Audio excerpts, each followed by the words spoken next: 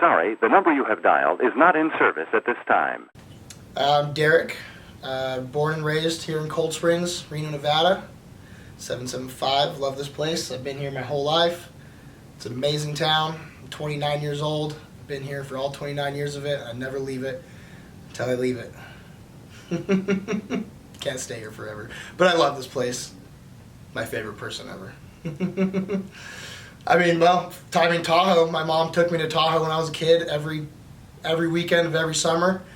I spent a ton of time with her there, and I mean, my mom is just everything to me. She taught me everything I know. She's my biggest inspiration in the world. She's awesome. She got me into music. She got me into metal. Not even just music, but metal in particular. I remember growing up listening to Korn and Limp Bizkit, just sitting around the table. I had these big old headphones on my head, and she's just swapping CDs out for me. And I mean, she met my dad in a record store, so they were, there was always music around. So I mean, my mom brought me into that. She took me to my first concert. We went and saw Static X at the New Oasis in Sparks. If anybody knows that place, shout out. Oh man, that place was a party. I was 9 years old. She took me to the merch booth. She took me all around. She put me up on a chair next to the stage. The opening bands, just a couple of local bands. Delusions of Grandeur. I know you cats are still out there. Corrupt, maybe. Someone else. Anyways, they all come rushing up to me. I'm jumping around on a chair watching Static X play, and they're asking me my name. I'm like, it's Derek, it's Derek. And they're like, Darren? Eric? No, Daryl? And they signed their posters. Every single member of the band signed the poster. Rock on, Darren. Kick ass, Darren. So, whoever Darren is, shout out, buddy. But, I mean, that was my introduction to music and to concerts, and I was hooked. I was hooked right off the bat. I've been to probably 300 or 400 since then. Top concert with my mom was Korn and Rob Zombie, Night of the Living Dreads tour. This was back in like 2016, maybe earlier than that, actually, probably.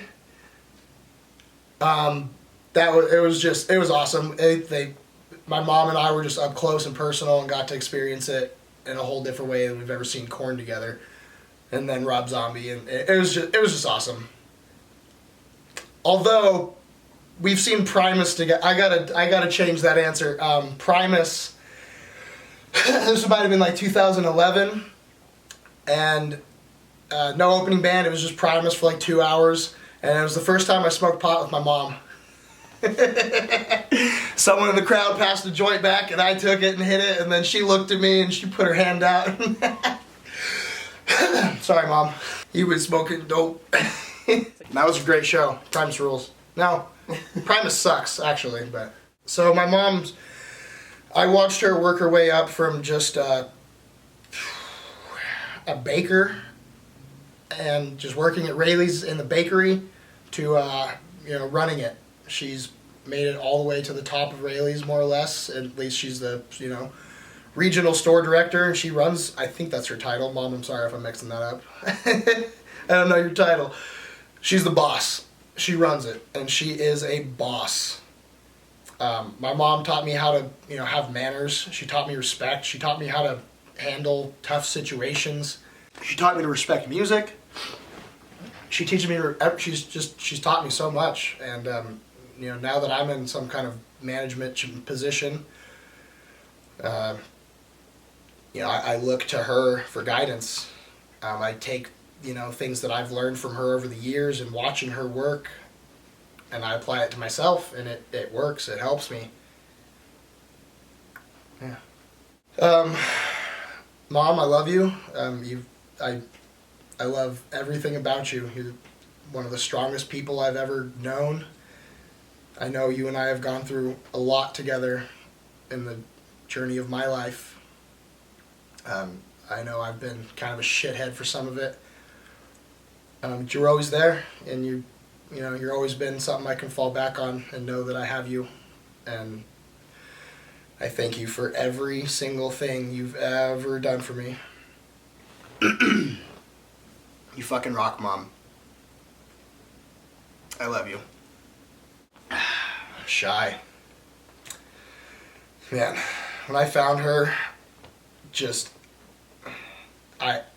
the second date we went on, we talked about Oceano and how much that fucking band rules. And that moment I was like, oh, this chick, this is the one for me. And we sat and talked about bands and music and just chilling, hanging out. Hours could go by, didn't make a difference, we wouldn't know.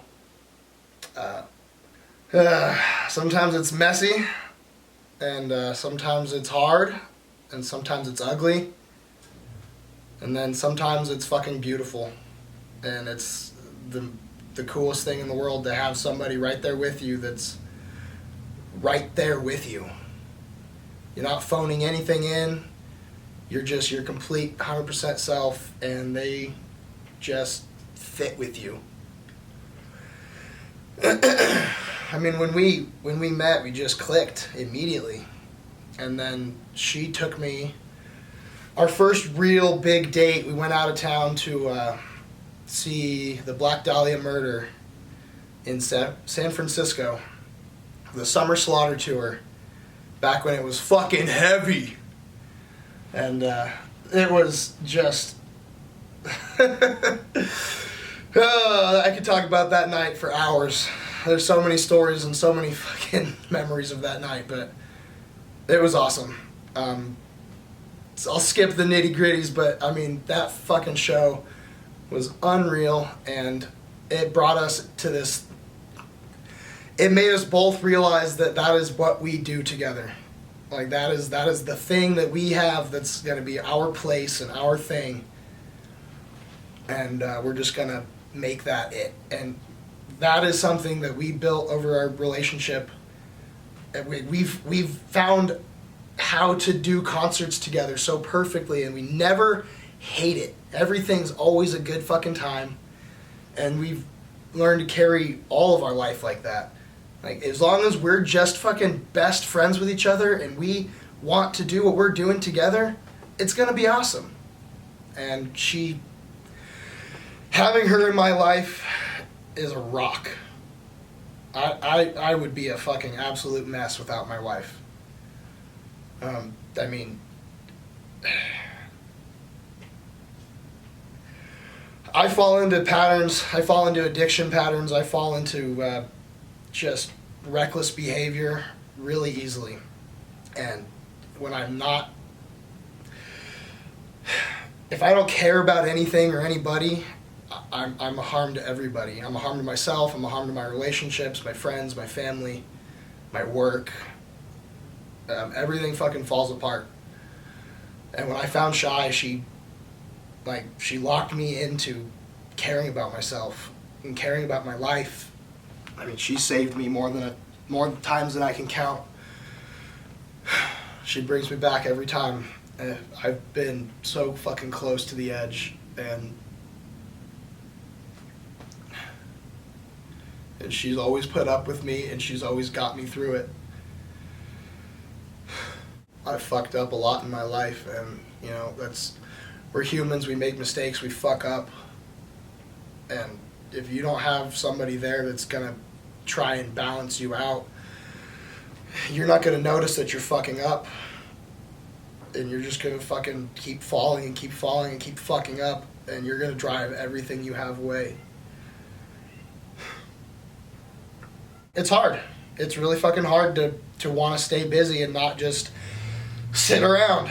But if you want to go to shows, or you want to go to movies, or you want to go out to a nice dinner, or you want to just go fucking hang out with your friends out in town, you got to be able to afford it, and you got to have the energy to do it.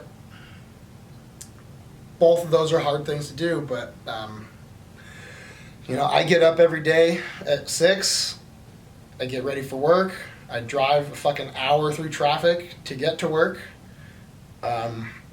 and I'm a foreman, so I'm setting up, you know, my crew of guys to what jobs they're going to be on, what they're going to be doing for the day, and then I meet with all the other managers and we discuss how we're going to do things. And I have to make phone calls, I have to contact subs, I have to get plumbers and electricians out, and that's my day at work. And then that doesn't even count the actual work I have to do. Doing floors, doing drywall, painting. It's busy, hard work. It's exhausting, but if you let it motivate you, keep you energized, do it, stay active, you get used to it. It's not as exhausting, it's not as awful, it's just your day. And when you get off work, I have to drive another hour home. Traffic's even worse, sometimes it takes more than an hour. Fucking fine. When I get off work and I get home, or I go to wherever I want to go when I'm off, work is done. It's over here. If I get a phone call from my boss, sure, I can take it, and I can talk, and I can, work for a minute, because it's not going to ruin my day. It's not going to ruin my night. I could probably get paid for it, so whatever. But when I'm not at work, work's over here. My coworkers, my bosses, the bullshit, the pissed off clients, whatever, man. It's all over there. And it'll be right there tomorrow when I get up at 6 a.m. and I start my day. There's this weird thing where everybody wants to have everything together and focus all on it, and it's you're at home and you want to vent about it, and that's cool, you vent, whatever, but you can't dwell in that world of I'm pissed off because of what happened at work today. Now I'm pissed off at home, and you're pissed off at your wife, and you're pissed off at your friends. You're talking to your mom and you're yelling at her. You're taking it out on somebody. You're you can't take all that stuff together. You have to separate it, and when you separate it, you have time to worry about other things, like maybe your sink is leaking. Oh shit! For me, that's back to work. That's back to exactly what I do all day long. But it's for my house, and it's a plumber's pipes are never fixed, a tile guy's shower's never done. It's always the same thing. We don't want to do our job when we get home, but you don't want your house to fall apart. You gotta take pride in your property. The things you have that's all you have. That's all people see, and that's perspective is whatever. But if you don't have pride in any of your stuff, it's then what do you care about? If you don't care about your things, you don't care about your friends, you don't care about your job, you gotta care about stuff. You gotta love it, because if you don't, it's gonna drag you down and you're gonna hate everything. I have a lot of hate in me, but you can channel it to places that it belongs. Channel it into music, channel it into art, channel it into something else, not your family, not your friends. If I could take you to one concert, your favorite band ever, and I could take you there and give you the experience that I have every time I go, if that doesn't motivate you to want to be able to do that, I don't know what will. Being miserable is awful. And when you finally find something, I'm not saying concerts is for everybody, but for me, that's what works. If you find something that you love to do, you will do everything in your power to be able to do it. If the only thing stopping you is you can't afford it, find a way to afford it. Find something you love and let it kill you.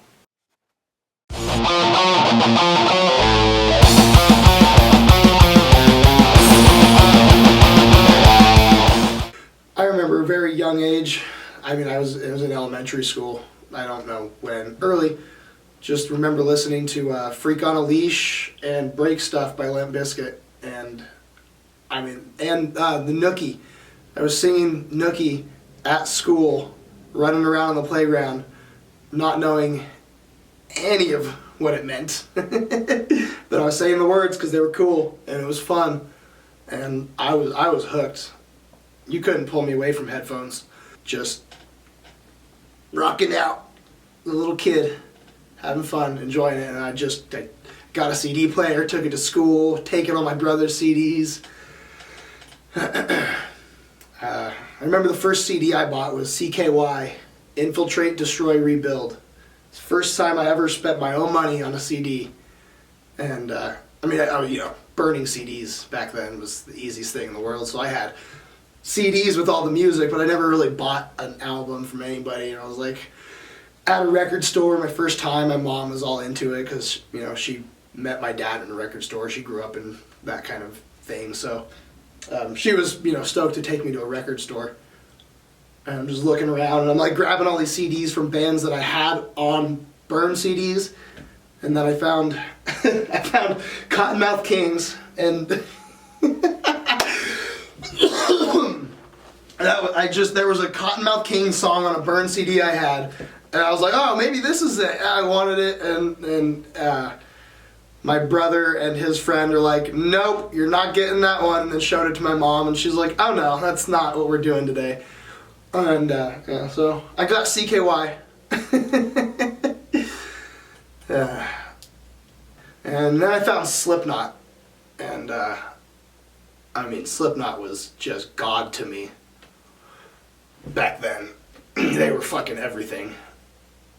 But I never got to see them as a kid, never saw them with my mom. Didn't see them until I was much older. But my mom took me to the next concert we went to a few months later was Korn. It was the See You on the Other Side tour. It was with Mudvayne. And 10 years, it was their first tour. A big tour, anyways. And awesome show. Just absolutely incredible. Fell in love with Mudvayne at that one. Fell in love with 10 years. I've loved them. I've seen them dozens of times ever since with my mom. We went and saw Incubus shortly after that. That was insane. Some dude with a giant mohawk puked all over the seats in front of us, and we had to deal with that all night until security moved us and cleaned up the puke. It was good memory. But Incubus rules, man. That was right when A Crow After the Murder came out. Good times. Yep. And God, my mom and I have seen Static X together probably 4 times, all with Wayne. We haven't seen him since he passed. Rest in peace, Wayne. And let's see, we've seen Hell Yeah a number of times together. And rest in peace, fucking Vinnie Paul, the brick wall. We ran into him outside of a venue, just walking around before the show. We went to go get something to eat, and we were walking down the street, and we just looked over, and there's a crowd of people around him. And I didn't want to fucking bug him, but it was Vinnie fucking Paul, so I had to at least kind of poke in. I'm a kid; he's gonna say hi to me, and I was like, "Hey, Vinnie," and I just kind of dipped out, and whatever, super chill about it. No, it was I was fucking I would have shit my pants if he said anything to me. But yeah, my mom and I, we love Hell Yeah. Seeing Hell Yeah together, my mom and I is just always the fucking best time. She'll hold her own next to a pit. She will. She won't get in it, but she'll hold her fucking own. And if you hurt my mom, I'm coming for you. I am coming for you. Standing up for, supporting artists, supporting local artists and small artists and every artist, everybody, they all start from fucking somewhere. There's nothing you can do to make a band a big band besides being a fucking fan, supporting the artist, go to their shows, buy their merch, support them on Instagram, follow them, like them, comment, share, subscribe. Fucking reach out to the guys, talk to them after the show, tell them how fucking great they were. Because without you, they're nothing. If you don't buy their merch, they got no money. You think streams are paying them? Not a fucking lot, man. You're not getting money off streams. Like, subscribe, comment, share, tell your friends, buy the CD, give it to your friend, tell them to go to the show, take them to the show, buy their tickets, get them into it, go buy a t-shirt, buy stickers, fucking everything, support the artist, and they'll grow. But they need your help to grow. They need everybody's help to grow. That's what fans are for. Shout out to all the fucking homies and all the fucking bands. Listen, kids, the world is not a nice place. It chews you up and spits you out and doesn't even fucking think twice. None of it ever will. You can't count on anybody to do that unless you're doing it. You have to be the one to stand out and give a shit and take this fucking world and not let it fucking eat you. You gotta fucking get out there. You have to stay up. You have to stay active. You have to work fucking hard. You have to find something you love. You have to keep fucking trying, because this is not, it's not meant to fucking kill you and just eat you and suffer, make you suffer. It's what you're supposed to love this place. There's a lot to love here. There's a lot of really great things to do, and there's a lot of really great people out there.